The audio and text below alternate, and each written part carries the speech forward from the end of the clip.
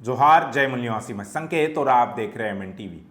उत्तर प्रदेश के गाजियाबाद के लोनी में एक मुस्लिम बुजुर्ग की बर्बर पिटाई का वीडियो सोशल मीडिया पर वायरल होने के बाद यूपी पुलिस ने इस मामले के संबंध में ट्वीट करने के लिए ट्विटर कई कांग्रेसी नेताओं और पत्रकारों के खिलाफ मामला दर्ज किया है।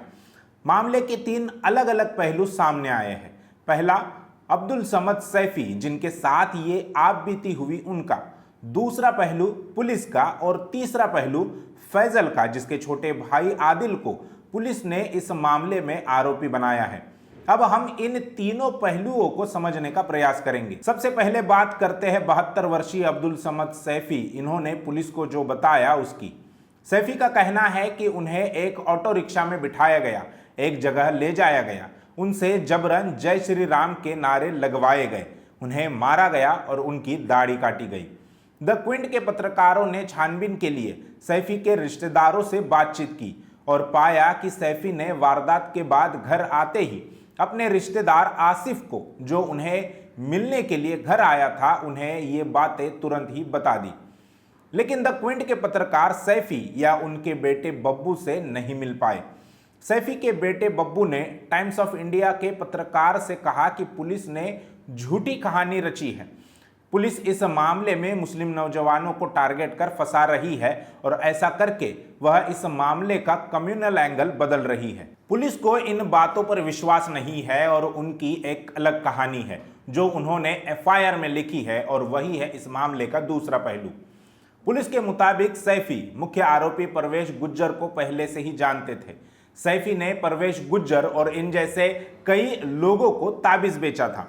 परवेश के घर वालों पर इस ताबीज का उल्टा असर हुआ और उस गुस्से की वजह से परवेश ने 72 वर्षीय सैफी को मारा। यूपी पुलिस के अनुसार यहां पर कोई भी धार्मिक एंगल नहीं है। जब द क्विंट के पत्रकार लोनी के पुलिस अधिकारी अतुल कुमार सोनकर से मिले, तब उन्होंने कहा कि सैफी को जय श्री राम बोलने के लिए कोई जबरदस्ती नहीं की गई थी। इस वारदात में पुलिस ने मुस्लिम नौजवान आदिल को भी गिरफ्तार कर लिया है और पुलिस का मानना है कि यह धार्मिक मामला नहीं बल्कि निजी मामला है। पुलिस द्वारा शिकायतकर्ता अब्दुल समद सैफी या उनके रिश्तेदारों ने कही हुई बातों पर कोई गौर नहीं किया जा रहा है और न ही उससे जुड़े सबूतों या जानकारी को इकट्ठा किया जा रहा है।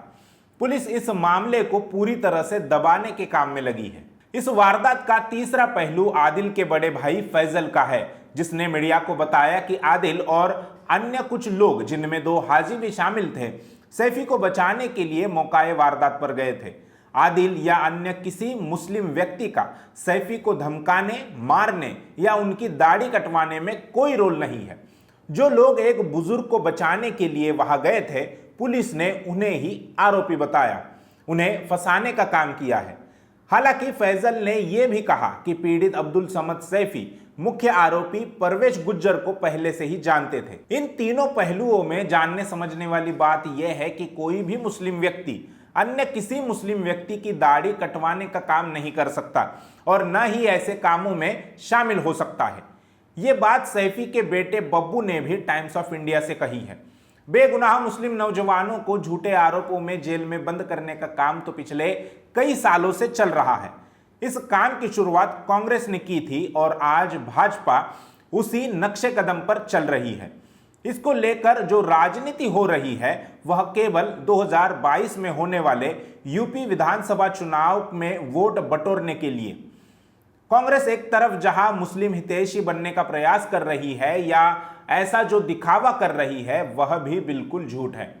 कांग्रेस के ही कार्यकाल में सबसे ज्यादा मुस्लिम नौजवान आतंकवाद के फर्जी आरोपों के चलते कई सालों से जेलों में बंद है। रहा सवाल उत्तर प्रदेश की पुलिस का, तो कुछ ही महीनों पहले इलाहाबाद हाईकोर्ट ने राष्ट्रीय सुरक्षा कानून के तहत दर्ज किए हुए 120 मामलों में से 94 मामले खारिज कर दिए थे। अपने विरोधियों की आवाज को दबाने के लिए यूपी पुलिस फर्जी मामले दायर करने में सबसे आगे है। इसको लेकर कई बार यूपी सरकार को हाईकोर्ट द्वारा फटकार भी लगाई है। बावजूद इसके यूपी पुलिस अपनी हरकतों से बाज नहीं आई।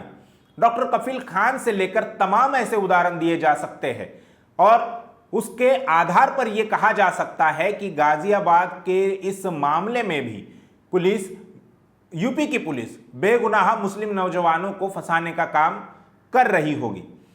इसके अलावा इस मामले का उपयोग सोशल मीडिया को निशाना बनाने के लिए भी किया जा रहा है। इस मामले को लेकर बॉलीवुड सेलेब स्वरा भास्कर और ट्विटर के एमडी मनीष महेश्वरी और अन्य के खिलाफ दिल्ली पुलिस के पास शिकायत दर्ज हुई है।